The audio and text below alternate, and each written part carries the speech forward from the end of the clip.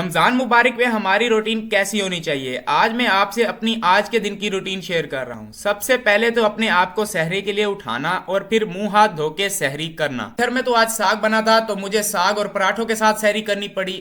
آپ نے کس چیز سے سحری کی کمنٹ میں بتائیے۔ سحری کے بعد فجر کی اذان کا انتظار کیا اور پھر باجماعت نماز کے لیے مسجد کا رخ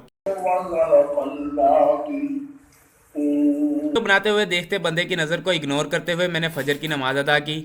سحری کے بعد فجر کی اذان کا انتظار اور پھر باجماعت نماز کے لیے مسجد کا رخ کرنا ہر مسلمان کی زندگی کا اہم جز ہے، اور اس کے بعد قرآن مجید کی تلاوت کرنا۔ سو میں نے بھی ایسا ہی کیا۔ إِنَّمَا هُوَ إِلَٰهٌ وَاحِدٌ فَإِيَّايَ فَارْهَبُونِ وَلَهُ مَا فِي السَّمَاوَاتِ وَالْأَرْضِ وَإِلَٰهُ الدِّينِ وَسِيبًا أَفَغَيْرَ اللَّهِ تَتَّقُونَ۔ قرآن مجید کی تلاوت کے بعد اپنی نیند کی پیاس بجھانے کے لیے میں پھر سے سو گیا، کیونکہ میری یونیورسٹی کی کلاس 9 بجے کے بعد تھی، اور پھر اٹھ کر تیار شیار ہو کر یونیورسٹی کے لیے روانہ ہو گیا۔ یونیورسٹی کی کلاسز لینے کے بعد آ کے ظہر کی باجماعت نماز ادا کی اور پھر کچھ دیر کے لیے آرام کرنے لیٹ گیا۔ پھر جب آنکھ کھلی تو پتہ چلا کہ باہر دیگ بن رہی، جو کہ بڑے بھائیوں نے ہاسٹل کے لڑکوں، دوستوں، محلے داروں اور بہت سے روزے داروں کی افطاری کے لیے اہتمام فرمایا، اور پھر میں نے بھی اس میں ان کا خوب ہاتھ بٹایا اور اپنی طرف سے بھی اپنے ایک دو ہاسٹل کے دوستوں کو افطار کی دعوت دی۔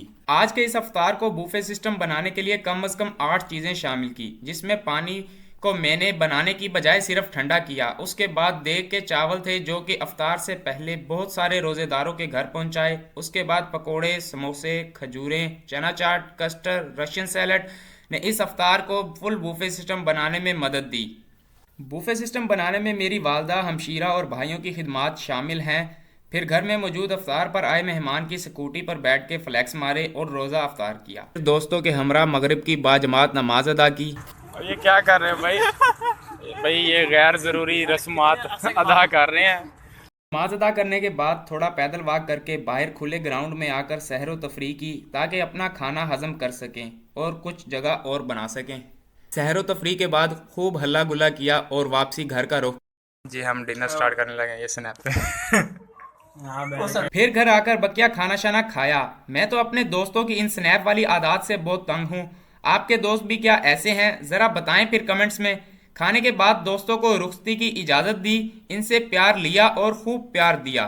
اللہ پاک آپ سب کو خوش رکھے اور ایسے دوست عطا فرمائے۔